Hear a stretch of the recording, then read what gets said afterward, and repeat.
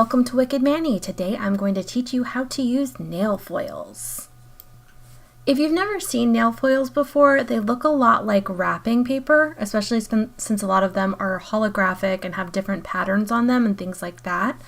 They're very thin and they're a bit fragile, so you need to be careful with them because they can rip very easily. However, if they do rip, it's not a big deal. You can still use them. There are a few things you're going to need other than the nail foils themselves. You're going to need a special glue for the foils, and the reason this glue is different is because it goes on usually a cloudy white color, and then as soon as it's dry, it turns clear. And when it's dry, it's not actually dry, it's very, very sticky so that the foil will stick to it properly. So you need to make sure that you have at least one bottle of that. You can get it from Amazon if you don't already have it. And then you're also going to need a cuticle pusher or one of the wooden manicure sticks, or really anything that's hard and kind of rounded. You can use the end of a cleanup brush if you have to, so that you can really press the foil down really well onto your nail. Okay, so let's get started. So what I like to do is cut off a small piece of the end of the foils that I'm going to use, because they typically come in very long rolls and they get difficult to use, especially when you have the foil glue already on all of your fingers. So I find that smaller pieces are much easier to work with. I would recommend cutting, if you're going to use one foil for all your fingers, cut it about the length of your hand and no bigger. It's probably a little big and you won't use all of that, but all the excess you can reuse. So I'm going to start here by painting some of the nail glue onto my thumb. You want to try and get it as even as you can and as thin as you can. Any place that it's clumpy or thick, it's going to take a long time to dry. My nail glue is a little thick, so there are places where there are clumps, and you'll be able to see how those places take much longer to dry. Some of it you'll see it starts to get clear almost as soon as I put it on my nail.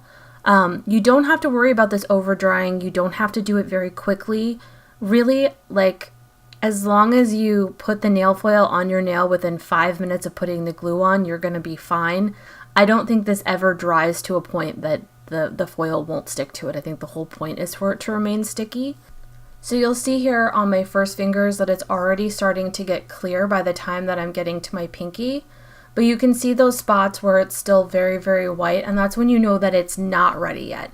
You want your whole nail to be completely clear so that you can see the polish on the bottom. I do recommend using a black nail polish or a nail polish that closely matches whatever the base color of the foil that you're going to use is, because it makes it much easier. When the foil goes on, sometimes it can crinkle a little bit and you're going to have gaps. So if black or your base color is showing through, it's not going to look bad. It actually looks pretty cool when that ends up happening with the foil. Okay, now that my foil glue is dry, I'm going to take a piece of the foil and I'm going to press it down on my nail with my finger first. And you see how it folds around there really well to begin with. And then I'm going to take my cuticle pusher that has a silicone tip and I'm just going to push it around my nail as best as I can, just to wrap it around your nail in the shape that your nail is. Try and get it close to the cuticle, get it on the sides. Make sure that you push down every bit of that foil so that you can try and get it to transfer in one piece.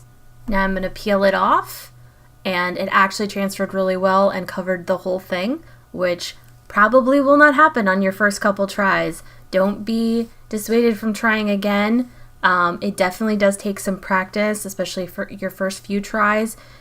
It will be even worse if you don't wait for the glue to dry completely. If the glue is not completely dry, it will not stick and it will not look right. So be patient.